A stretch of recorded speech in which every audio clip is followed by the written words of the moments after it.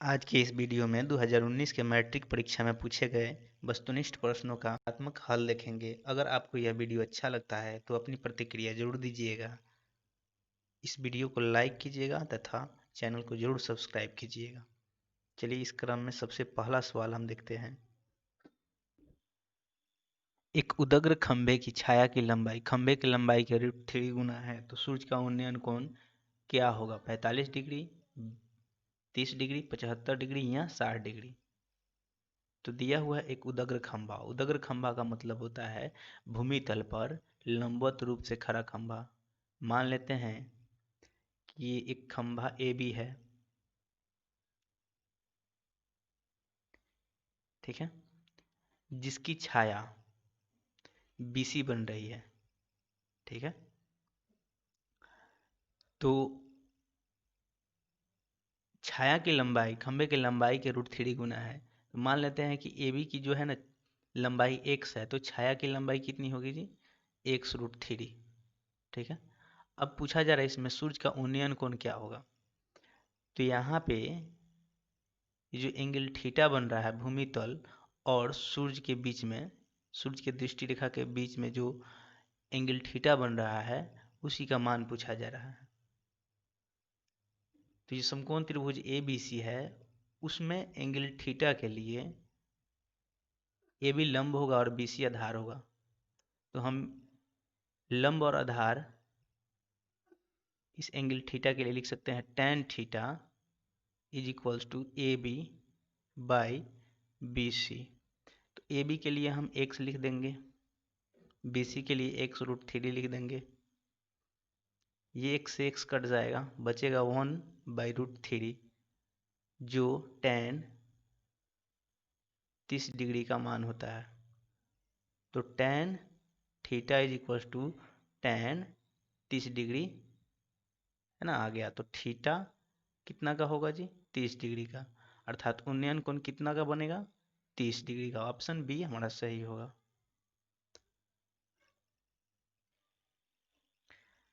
अगला प्रश्न है, ताश के पत्तों की एक गड्डी को अच्छी तरह से फेंटा गया है। एक पत्ती यदृच्छा निकाली जाती है तो इसके इक्का होने की संभावना क्या है? तो जैसा कि हम सब जानते हैं कि ताश के गड्डी में 52 पत्ते होते हैं। इन 52 पत्तों को 4 ग्रुप्स में बांटा गया है और इन चारों ग्रुप्स के प्रत्येक ग्रुप में 13 पत्ते होते हैं और उन 13 में एक पत्ता इक्का का होता है। तो इक्का होने के अनुकूल नंबर ऑफ इक्का, यहाँ हम ले लेते हैं नंबर ऑफ नंबर ऑफ कितना हो जाएगा? इक्का होने के अनुकूल परिणामों की संख्या ये 4 होगी और टोटल पत्ता कितना है जी, जिसको नंबर ऑफ एस से दर्शाएंगे, ये कुल पत्ता 52 होगा, ठीक है ना। तो 52 पत्तों में से एक पत्ता यदृच्छा निकाला जाता है, ठीक है। तो जो प्रोबेबिलिटी होगा इक्का निकलने की वह हो जाएगी number of E by number of S के।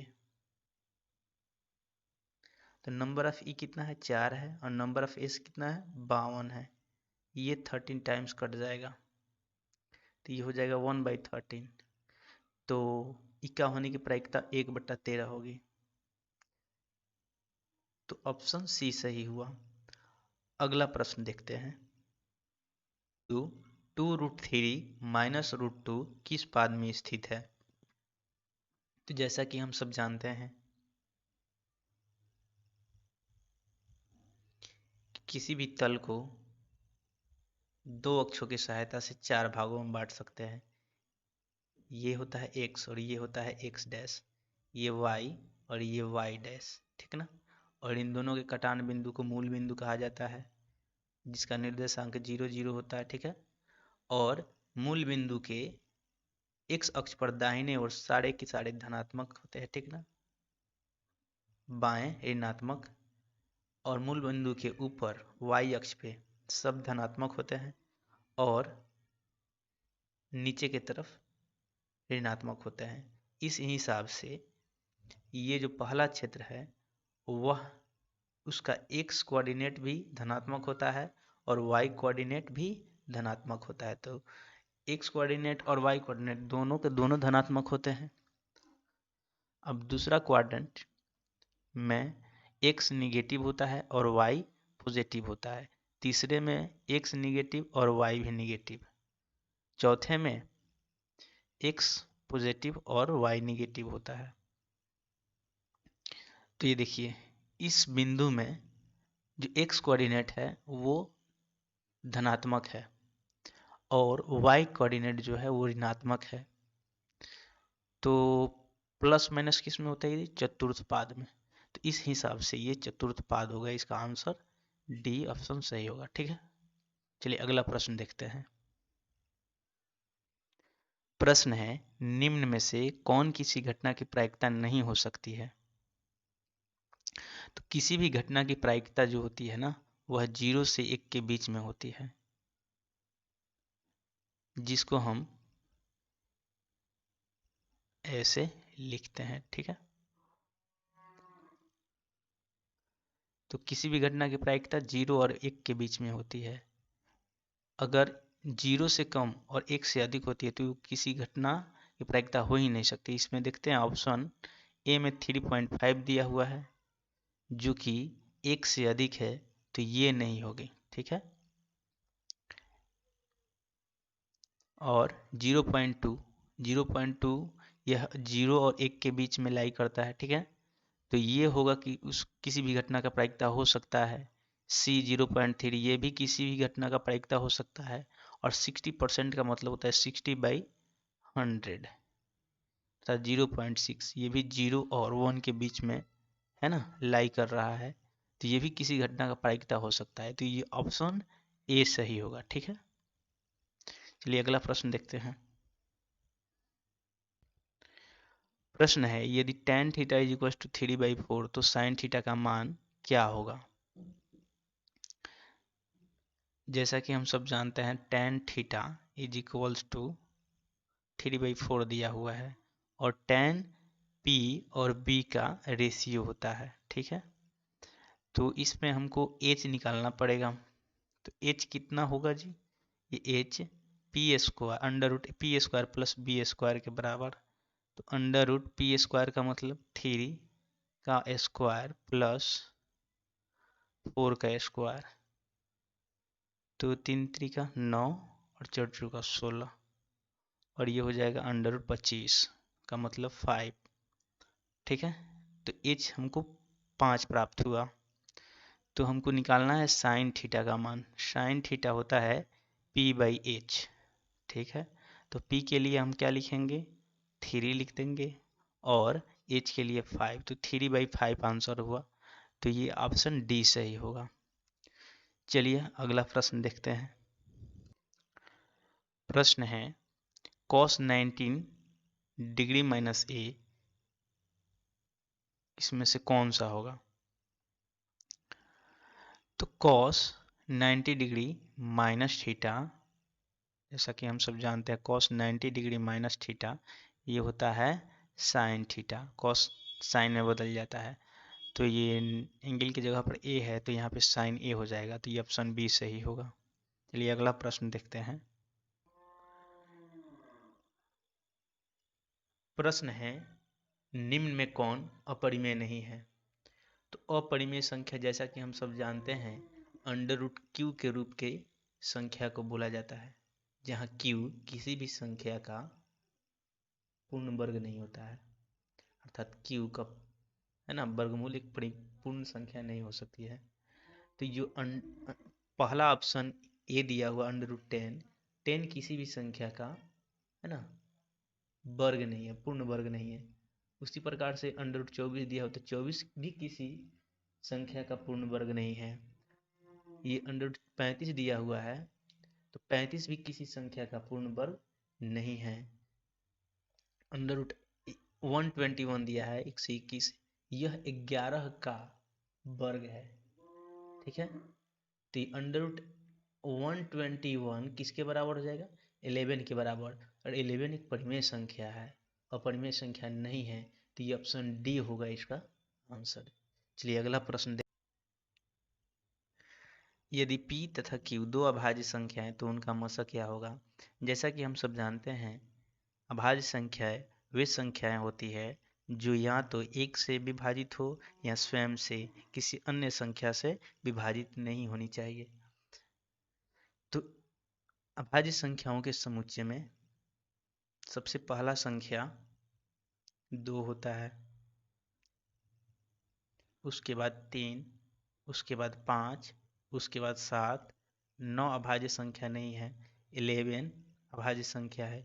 चलिए हम 2 संख्या लेते हैं इसमें से, 2 और 7 है ना, और 2 और 7 का मसा निकालेंगे तो 2 3 जा 6 हो जाएगा, ये 1, ये 2 यहाँ पे भाज्य हो जाएगा, 1 2 जा 2, ये कट गया, तो ये मसा 1 आया, मसा 1।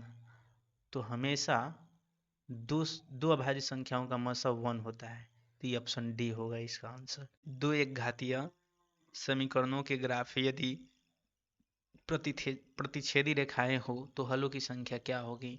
यदि ग्राफ प्रतिच्छेदी हो तो हल सिर्फ एक होता है, यदि ग्राफ समानांतर हो तो कोई हल नहीं मिलता है, यदि ग्राफ समपाती हो है ना तो उसके अनेक हल मिलते हैं। तो यहाँ पर क्या दिया है? प्रतिच्छेदी रेखा है, तो इसलिए इसका आंसर होगा सिर्फ एक, ऑप्शन ए सही होगा।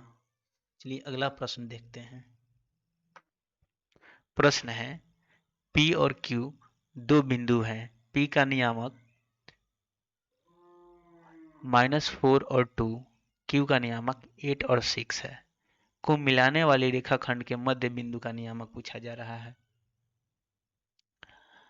तो मध्य बिंदु का जो x नियामक होता है, x नियामक ये होता है x1 प्लस x2/2 के, जो y निर्देशांक होता है वह होता है y1 प्लस y2/2 के। तो यहाँ पे x1 कितना दिया है? -4 दिया है, प्लस x2 कितना दिया हुआ है? 8 दिया हुआ है, बाई 2, ये हो जाएगा 8 से 4 जाएगा तो 4/2 मतलब 2, और y निर्देशांक y1 प्लस y2 मतलब 2 + 6/2, ये कितना हो जाएगा? 8/2 तक 4। तो x निर्देशांक 2 आया और y निर्देशांक 4, तो ये मध्य बिंदु का निर्देशांक कितना होगा? 2 और 4। तो ये ऑप्शन सी होगा आंसर। ठीक है, चलिए अगला प्रश्न देखते हैं। आदमी 24 मीटर पश्चिम जाता है, तो जैसा कि हम सब जानते हैं जो दिशा होता है, ऊपर की तरफ नॉर्थ होता है, नीचे की तरफ साउथ, ये दाहिने साइड ईस्ट होता है अर्थात पूरब होता है, और बाएं साइड वेस्ट होता है। इस प्रश्न में कहा जा रहा है एक आदमी 24 मीटर पश्चिम जाता है। 24 मान लीजिए कि यहाँ पे स्थित ना खड़ा है और वह 24 मीटर पश्चिम, पश्चिम इधर जाएगा, ठीक है, 24 मीटर पश्चिम जाता है, पुनः वह 10 मीटर उत्तर जाता है, तो ये मान लेते हैं उत्तर ऊपर की तरफ 10 मीटर जाता है। उसके बाद कहा जा रहा है कि वह अब अपने प्रारंभिक स्थान से कितनी दूरी पर है, तो ये वाला इसका लंबाई पूछा जा रहा है। तो 24 और ये 10 है, यह समकोण त्रिभुज बन रहा है, 24 और 10 यहाँ पे है ना, आधार और लंब है, तो कर्ण का लंबाई कितना हो जाएगा जी? कर्ण का लंबाई हो जाएगा 24 का स्क्वायर प्लस 10 का स्क्वायर, है ना, वर्गमूल, ये सब का वर्गमूल होता है। तो 24 का स्क्वायर आपका हो जाएगा 576 और प्लस 100, वर्गमूल में इसका वर्गमूल ले लेते हैं तो ये हो जाएगा 676, ये 26 का वर्ग होता है। तो इसका जो लंबाई है 26 है, अर्थात वह अपने प्रारंभिक स्थान से 26 मीटर की दूरी पर स्थित है। तो ये ऑप्शन सी इसका सही आंसर होगा। 8 9 x तथा 13 का माध्य 10 हो तो x का मान क्या होगा?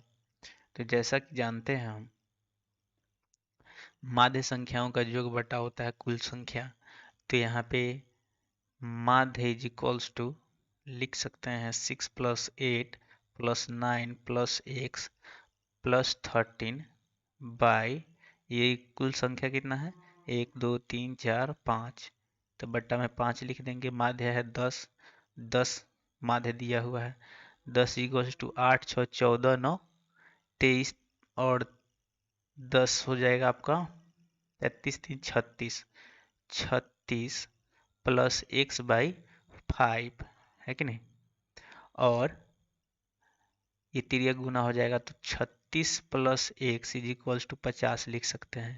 तो ये x कितना हो जाएगा 50 माइनस 36 आंसर हुआ 14। तो ये ऑप्शन सी x का मान होगा 14। ये आंसर ऑप्शन सी सही होगा। चलिए अगला प्रश्न देखते हैं। प्रश्न है 5 cos theta is equal to 3 तो 3 tan थीटा का मान क्या होगा 3 होगा या 5 होगा 4 होगा या 7 होगा। ठीक है तो देखते हैं इसको हल करके 5 cos theta is equal to 3 दिया हुआ है तो cos theta is equal to हम लिख सकते हैं 3/5 और cos b और h का रेशियो होता है हमको यहाँ पे p ज्ञात करना पड़ेगा। ठीक है तो p का मान पाइथागोरिया है ना यहाँ पे लिख देंगे हम h² माइनस b²। तो h² का मतलब 5 का स्क्वायर माइनस b² का मतलब 3 का स्क्वायर तो 25 माइनस 9 ये हो जाएगा √16 का मतलब 4 p का मान आया 4। अब देखिए यहाँ पे 3 tan थीटा का मान ज्ञात करना है तो 3 और tan थीटा का मतलब होता है p/b तो 3 इंटू p का मतलब 4 और b का मतलब यहाँ पे b का मतलब 3 है ये 3 से 3 डिवाइड हो जाएगा। ठीक है बचेगा 4 तो 3 tan थीटा का मान कितना होगा 4 तो ये ऑप्शन सी हुआ हमारा आंसर। ठीक है चलिए अगला प्रश्न देखते हैं। प्रश्न है निम्न में कौन द्विघात समीकरण नहीं है तो द्विघात समीकरण दो द्विघाती बहुपद अगर इक्वल साइन के साथ रहे तो वो द्विघात समीकरण होते हैं। तो यहाँ ऑप्शन में ए में दिया हुआ है x + 2 the whole cube is equal to x into x² - 1 स्पष्ट रूप से ये द्विघात समीकरण होगा। ये भी होगा ऑप्शन बी में भी होगा ऑप्शन सी भी ये द्विघात समीकरण होगा परंतु ऑप्शन डी जो है x² + 1/x² ये द्विघात समीकरण नहीं होगा। इसका सही आंसर डी होगा। चलिए अगला प्रश्न देखते हैं। प्रश्न दिया है यदि ए बी सी किसी त्रिभुज का कोण हो तो साइन b + c/2 बराबर किसके बराबर होगा इसमें। तो चलिए इसका हल देखते हैं। जैसा कि हम जानते हैं कि त्रिभुज के तीनों कोणों का योग कितना होता है 180 डिग्री होता है तो लिख सकते हैं a + b + c 180 डिग्री। ठीक है अब यहाँ पे b + c is equals to लिख सकते हैं 180 माइनस a। ठीक है 180 डिग्री माइनस a ये a राइट साइड में आकर के माइनस हो जाएगा। अब इसको दोनों तरफ 2 से डिवाइड कर देते हैं तो ये b + c/2 is equals to 19 degree minus a/2 हो जाएगा। ठीक है दोनों तरफ साइन लगा देते हैं तो sine b + c/2 is equals to हो जाएगा साइन 19 डिग्री माइनस a/2 तो साइन b + c/2 ये साइन 90 माइनस थीटा क्या होता है जी cos थीटा होता है cos a/2 लिख सकते हैं। तो ये ऑप्शन सी सही होगा आंसर। चलिए अगला प्रश्न देखते हैं। प्रश्न है 6 सेंटीमीटर भुजा वाले घन में से 2 सेंटीमीटर भुजा वाले कितने घन बनाए जा सकते हैं। ऑप्शन है 56 54 28 और 27। तो इसके लिए हम 6 सेंटीमीटर भुजा वाले घन के आयतन में 2 सेंटीमीटर भुजा वाले घन के आयतन से भाग दे देंगे।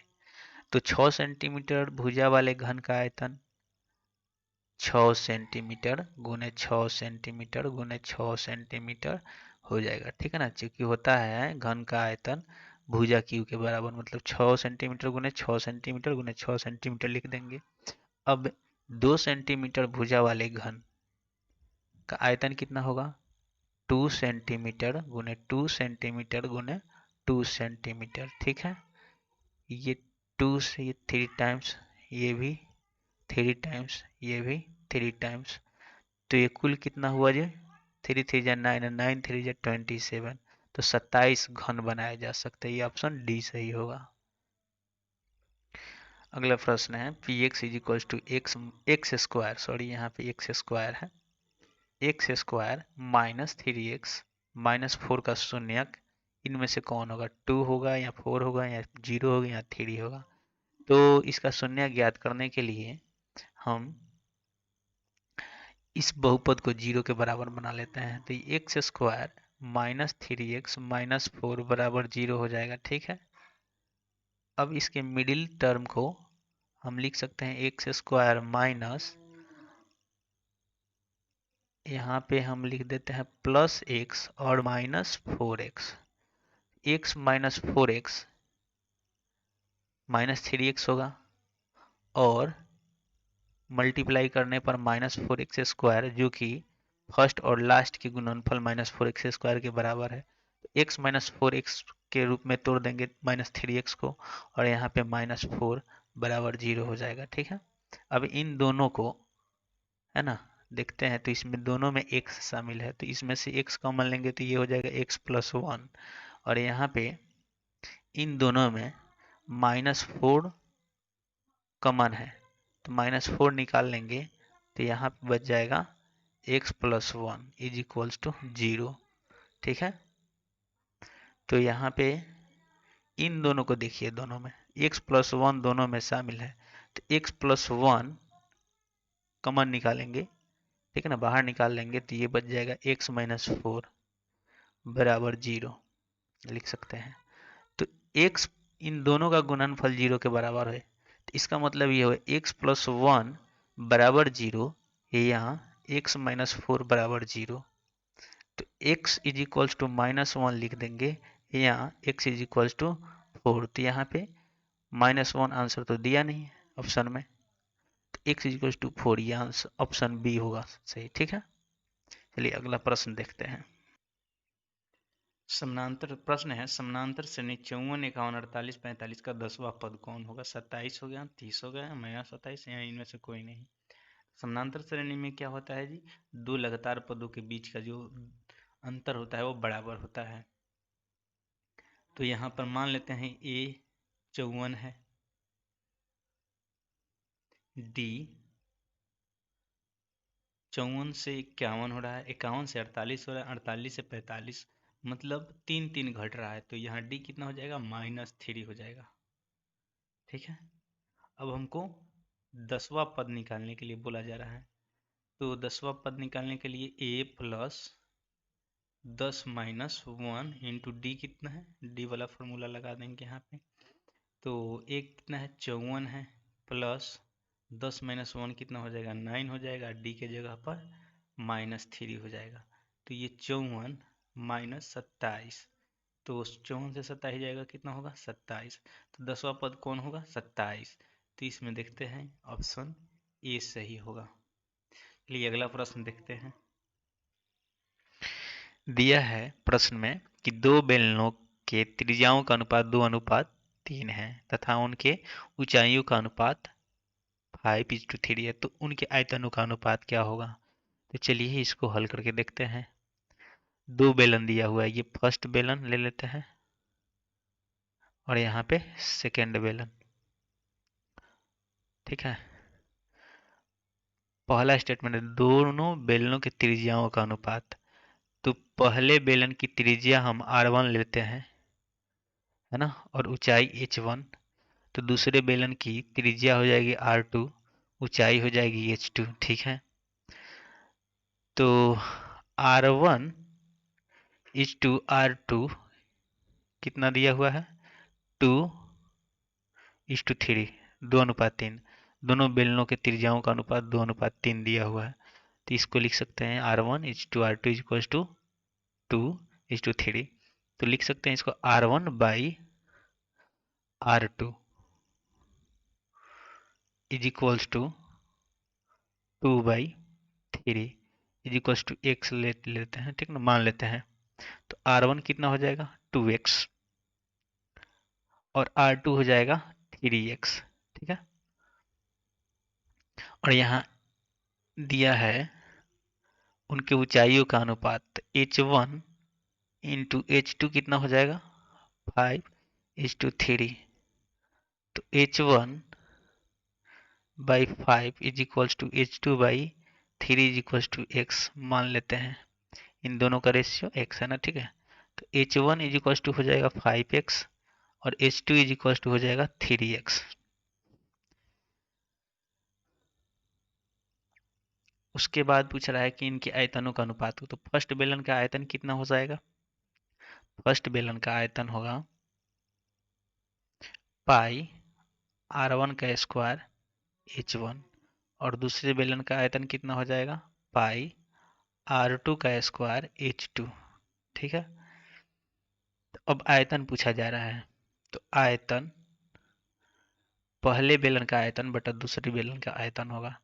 तो पाई R1 का स्क्वायर बाई h1 बटा पाई R2 का स्क्वायर h2। ये पाई से पाई कट जाएगा, बचेगा R1। तो R1 कितना है जी 2x है, 2x का स्क्वायर हो जाएगा और h1 कितना है 5x है बाई यहाँ R2 का स्क्वायर मतलब 3x का स्क्वायर और h2 कितना हो जाएगा 3x।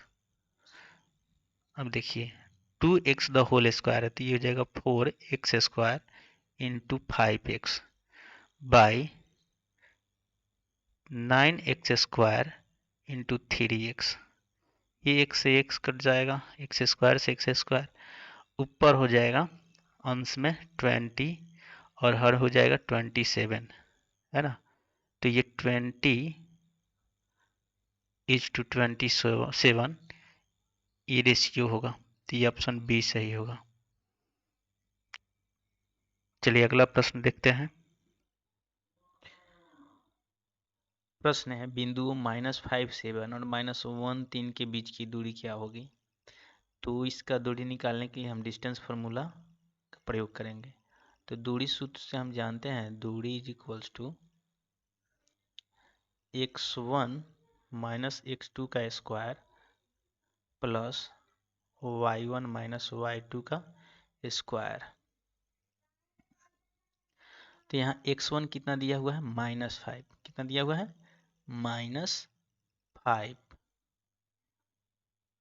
-5 और फॉर्मूला का माइनस x2 कितना दिया हुआ है -1 ये सब का स्क्वायर हो जाएगा, ठीक है। प्लस y1 कितना दिया हुआ है 7 माइनस ये फॉर्मूला का y2 कितना दिया हुआ है 3 का स्क्वायर। तो ये यहाँ देखिए -5 और माइनस माइनस प्लस हो जाएगा। तो यहाँ पर -5 प्लस 1 ये इसका स्क्वायर हो जाएगा प्लस 7 माइनस 3 ये कितना हो जाएगा 4 का स्क्वायर, ठीक है। अब देखिए यह -5 है और +1 है तो -5 + 1 ये हो जाएगा -4 है। -4 का स्क्वायर कितना 16, फिर 4 का स्क्वायर भी 16 होगा, ठीक है ना। इन दोनों का योग 32। तो ये प्राप्त हुआ √32। √32 का मतलब होता है 4√2, है ना। तो इस 4√2 तो इसमें से कोई भी नहीं है तो नन ऑफ दीज इसका आंसर होगा। अगला प्रश्न देखते हैं। प्रश्न है दो संख्याओं a और 18 का लसक 36 तथा मसद 2 है तो a का मान क्या होगा। जैसा कि हम सब जानते हैं कि दो संख्या दिया हुआ हो तो उन दोनों संख्याओं का गुणनफल उन दोनों के लस और मस के गुणनफल के बराबर होता है ना। तो यहाँ पे हम लिख सकते हैं a into 18 is equals to, है ना, उन संख्याओं का लसा कितना है जी 36 और मसा कितना है 2 है। तो a इज इक्वल्स टू हमको 36/2 बटा 18 प्राप्त हुआ। तो 18 2 जा 36, 2 2 जा 4, तो a का मान कितना निकला 4। तो ये ऑप्शन सी सही हुआ। चलिए अगला प्रश्न। तो प्रश्न है किसी वृत्त के केंद्र से 13 सेंटीमीटर दूर स्थित बिंदु P से खींची गई स्पर्श रेखा की लंबाई 12 सेंटीमीटर है, तो वृत्त की त्रिज्या क्या होगी? 6 सेंटीमीटर, 12 सेंटीमीटर, 9 सेंटीमीटर और 5 सेंटीमीटर। तो चलिए इसको हल करके देखते हैं। मान लेते हैं ये वृत्त है, इस वृत्त का केंद्र O है ना। इस केंद्र से 13 सेंटीमीटर दूर एक बिंदु P है और OP की लंबाई कितना हो जाएगी 13 सेंटीमीटर, है ना। और इस बिंदु से स्पर्श रेखा खींची गई जिसकी लंबाई है 12 सेंटीमीटर, ठीक ना। तो वृत्त की त्रिज्या पूछा जा रहा है, अर्थात OA का मान पूछा जा रहा है, ठीक है। स्पर्श जहाँ कर रहा है ना वृत्त को, ये स्पर्श रेखा वो बिंदु A है, तो OA का मान क्या होगा? चलिए, तो OA जैसा कि हम सब जानते हैं कि स्पर्श रेखा जो होती है ना वह त्रिज्या के साथ 90 डिग्री का एंगल बनाती है स्पर्श बिंदु पर। स्पर्श रेखा त्रिज्या के साथ स्पर्श बिंदु पर 90 डिग्री का एंगल बनाती है, ठीक है। तो ये एक समकोण त्रिभुज प्राप्त हुआ OAP, जिसमें कर्ण कितना है 13 है, OP कितना है 13, OA दिया है 12। तो ये हमको त्रिज्या R का मान निकाल लेना है। तो ये R कितना हो जाएगा जी under root OP square minus AP का स्क्वायर। तो OP का स्क्वायर मतलब 13 सेंटीमीटर का स्क्वायर माइनस AP का स्क्वायर 12 सेंटीमीटर का स्क्वायर। देखिए 13 सेंटीमीटर का square 169 centimetre square minus 144 centimetre square. तो ये कितना हो जाएगा 169 से 144 घटेगा तो हो जाएगा 25 सेंटीमीटर स्क्वायर का मतलब 5 सेंटीमीटर, ठीक है ना, 5 सेंटीमीटर। तो आंसर हो जाएगा इसका 5 सेंटीमीटर, ऑप्शन डी इसका सही हुआ। चलिए अगला प्रश्न देखते हैं। प्रश्न है 5, 15, 20 के लसा और मसा का अनुपात। तो 5, 15, 20, 5, 15, 20 का लसा ये 60 होगा, ठीक है। और 5, 15, 20 का मसा ये 5 होगा। चलिए इसका अनुपात देखते हैं, है ना। तो अनुपात सबसे पहले लसा का देखेंगे, लसा अंश में लिखेंगे, है ना, और मसा हर में। तो ये कितने मरतबा जाएगा 12 मरतबा। तो ये हो जाएगा 12/1 अर्थात 12:1। तो ये ऑप्शन इसका डी होगा सही।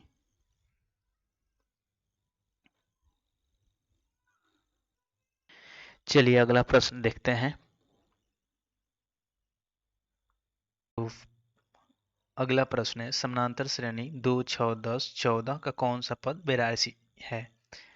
तो यहाँ पे हम देखते हैं 82, ये अंतिम पद जो है ना 82, यहाँ पे 82 इज इक्वल टू हम लिख सकते हैं a plus n-1 into D, ठीक है। तो 82 इज इक्वल्स टू a का कितना है जी पहला पद 2 है और हमको ये n टर्म निकालना था n-1 और d कितना होगा d हो जाएगा 4, ठीक है। तो यहाँ पे कितना हो जाएगा 82 - 2, ये इधर जा करके सब्सट्रैक्ट हो जाएगा। तो 82 - 2 कितना हो जाएगा 80 इज इक्वल्स टू, ये है ना यहाँ पे सिर्फ लिख सकते हैं 4n-4, ठीक है।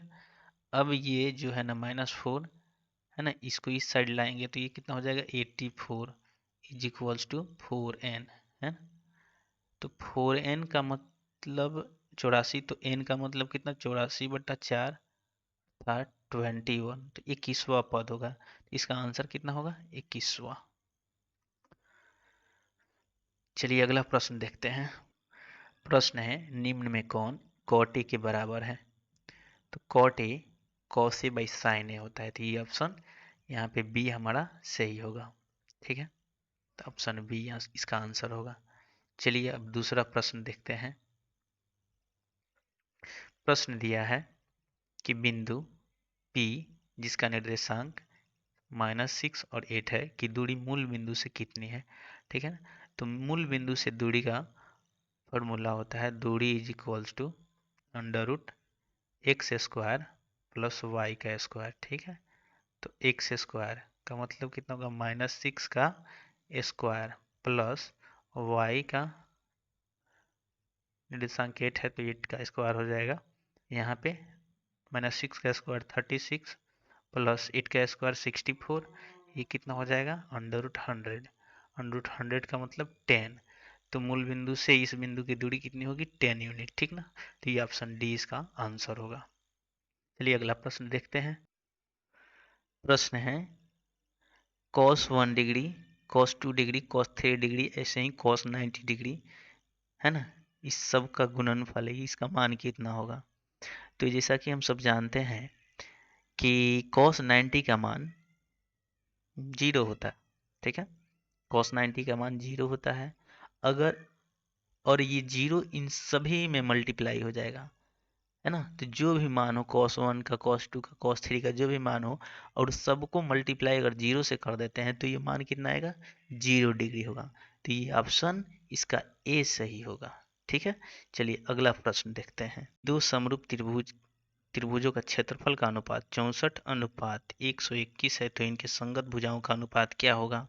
तो इनके संगत भुजाओं का जो अनुपात होगा वह इनके क्षेत्रफल के, है ना, वर्गमूलों का अनुपात होगा। तो यहाँ पे 64 का वर्गमूल कितना होगा जी 8 होगा, और 121 का वर्गमूल 11 होगा। तो 8:1, ऑप्शन ए इसका सही आंसर होगा। x+3, x+6, x+9 तथा x+12 का समानांतर माध्य क्या होगा। चलिए इसको देख लेते हैं हल करके। तो समानांतर माध्य है ना, संख्याओं का योग बटा कुल संख्या होता है। तो यहाँ पे x+3 plus x+6 plus x+9 plus x+12 लिख सकते हैं, और कुल संख्या कितना है जी 1 2 3 4 5 से डिवाइड कर देंगे तो ये कितना हो जाएगा 1 2 3 4 5, 5x प्लस 3 6 9 9 18, 18 20 30 हो जाएगा, 5x प्लस 30/5। तो इन दोनों में 5 कॉमन है तो यहाँ x+6 ले लेंगे, है ना, x+6 लिख देंगे यहाँ पे 5, 5 से 5 डिवाइड हो जाएगा तो बचेगा x+6। तो समानांतर माध्य कितना होगा x+6, तो ये ऑप्शन ए इसका आंसर होगा। चलिए अगला प्रश्न देखते हैं। यदि sin theta is equal to cos theta तो थीटा किसके बराबर है। तो देखिए sin 45 का मान है ना 1 होता है, और cos 45 डिग्री का मान भी 1 होता है। तो sin 45 degree is equal to cos 45 degree, है ना। तो यहाँ थीटा कितने के बराबर हो जाएगा 45 डिग्री के बराबर। ये तो ऑप्शन ए सही होगा, ठीक है। चलिए अगला प्रश्न देखते हैं। प्रश्न है एक रेखा जो वृत्त को दो भिन्न बिंदुओं पर प्रतिच्छेद करती है कहलाती है। तो जीवा वृत्त को दो भिन्न बिंदुओं पर प्रतिच्छेद करती है। स्पर्श रेखा सिर्फ एक बिंदु पर ए और बी दोनों, ये नहीं होगा, इनमें से कोई नहीं, ये भी नहीं। तो जीवा इसका सही आंसर होगा, ठीक है ना, ऑप्शन ए। चलिए अगला प्रश्न देखते हैं। प्रश्न है एक ठोस घन जिसका एक किनारा 14 सेंटीमीटर है में से एक अधिकतम आयतन का गोला काटा जाता है तो गोले का आयतन कितना लगभग कितना होगा। ये देखिए ये घन है, इस घन से एक गोला काटा जाता है, ठीक है ना। जो गोला का व्यास होगा, गोला का व्यास वह घन के किनारे के बराबर होगा, घन के किनारे के बराबर। तो गोला का व्यास इज इक्वल्स टू घन का किनारा, घन का किनारा कितना दिया हुआ है 14 सेंटीमीटर, है ना। तो इसका त्रिज्या हो जाएगा 14/2 सेंटीमीटर, है ना। त्रिज्या व्यास की आधी होती है ना, 7 सेंटीमीटर। अब देखिए तो गोला का आयतन ये हो जाएगा 4/3 पाई आर क्यू, ठीक ना। तो 4/3 पाई का मतलब 22/7, है ना। आर क्यू का मतलब 7 सेंटीमीटर इंटू 7 सेंटीमीटर। ये 7 से 7 कट जाएगा, ठीक है। और ये 1414 है ना, गुणनफल इसका होगा लगभग 1414 सेंटीमीटर क्यूब। तो ये लगभग आया कितना 1437 सेंटीमीटर क्यूब। इसका ऑप्शन बी आंसर होगा। चलिए अगला प्रश्न देखते हैं। प्रश्न दिया है निम्न में किस द्विघात बहुपद के शून्यकों का योग -3 तथा गुणनफल 2 है ना। तो किसी भी बहुपद मैंने जो शून्यकों का योग होता है वो होता है अल्फा प्लस बीटा, है ना। अल्फा प्लस बीटा किसके बराबर -b/a के बराबर, है ना। और उनके शून्यकों का गुणनफल होता है अल्फा इंटू बीटा, किसके बराबर होता है c/a के। तो इसमें देखिए यहाँ b कितना हो जाएगा माइनस, यहाँ पे माइनस फॉर्मूला का ना, b कितना है 3 है, 3/1 है ना, इज इक्वल टू -3, है ना। और c/a कितना हो जाएगा c/a, तो ये c है 2 और a का 1 होगा। इसमें देखते हैं -b/a, तो यहाँ -2/1 और गुणनफल कितना हो जाएगा -3/1। यहाँ पे कितना हो जाएगा 3/2, शून्यकों का योगफल कितना हो जाएगा 3/2 और यहाँ पे गुणनफल हो जाएगा -2/-2, ठीक है। और यहाँ पर इस द्विघात बहुपद में शून्यकों का योग हो जाएगा यहाँ पे आपका 3/1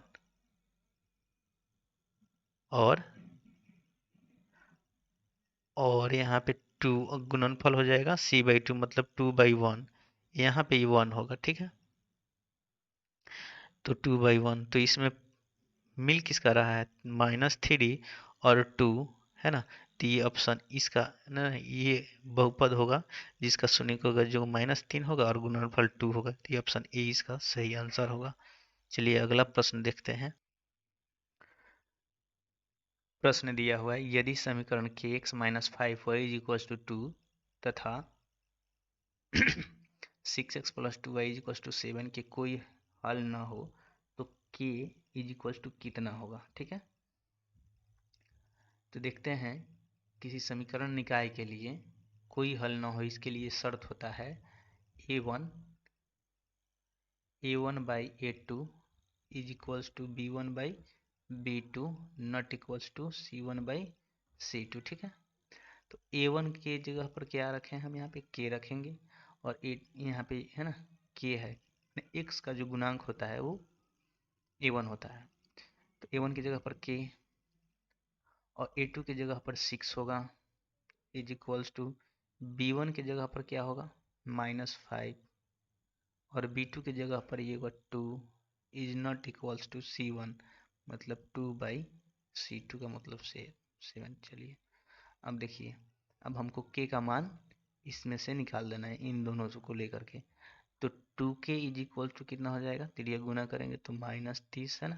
तो k कितना हो जाएगा -30/2, इसका मतलब -15। तो k का मान क्या होगा -15। इसका ऑप्शन डी आंसर होगा। चलिए अगला प्रश्न देखते हैं। प्रश्न दिया हुआ है, एक समबाहु त्रिभुज ABC की एक भुजा 2A है, तो इसकी ऊंचाई क्या होगी? चलिए इसको हल करके देखते हैं। मान लेते हैं कि यहाँ पे एक त्रिभुज ABC है ना, जिसमें AB बराबर है BC बराबर है AC के, है ना, और प्रत्येक का मान कितना है? 2A है। चलिए इसका भी मान 2A है, इसका भी मान 2A है ना। तो समबाहु त्रिभुज का क्षेत्रफल, समबाहु त्रिभुज का क्षेत्रफल होता है √3/4 भुजा स्क्वायर के बराबर। ठीक है, तो √3 के लिए √3/4, यहाँ पे भुजा कितना दिया हुआ है? प्रत्येक का मान दिया है 2A, तो यहाँ पे 2A का स्क्वायर लिख देंगे। ठीक ना, तो √3/4 2A का स्क्वायर है ना, ये हो जाएगा 4A स्क्वायर। ठीक है, ये 4 से 4 डिवाइड हो जाएगा, तो ये कितना बचेगा? √3A²। चलिए अब हमको ज्ञात करना है इसका ऊंचाई, है ना। तो त्रिभुज के क्षेत्रफल का एक और फॉर्मूला होता है, जो ये है, त्रिभुज का क्षेत्रफल इज इक्वल्स टू 1/2 आधार गुणे ऊंचाई, है ना। इसका प्रयोग करके हम इसका ऊंचाई निकालेंगे। तो त्रिभुज का क्षेत्रफल कितना निकला है? √3A²। 1/2 लिखेंगे, आधार कितना है जी इसका? 2A है, और ऊंचाई कितना है? नहीं पता हमको, ये ज्ञात करना है। देखिए ये 2 से 2 कट जाएगा, और यहाँ A से ये 1 कट जाएगा, A है ना, और ऊंचाई कितना हो जाएगा हमको? हमारा ऊंचाई हो जाएगा √3A, है ना। तो इसका ऑप्शन बी इसका सही आंसर होगा। ठीक है।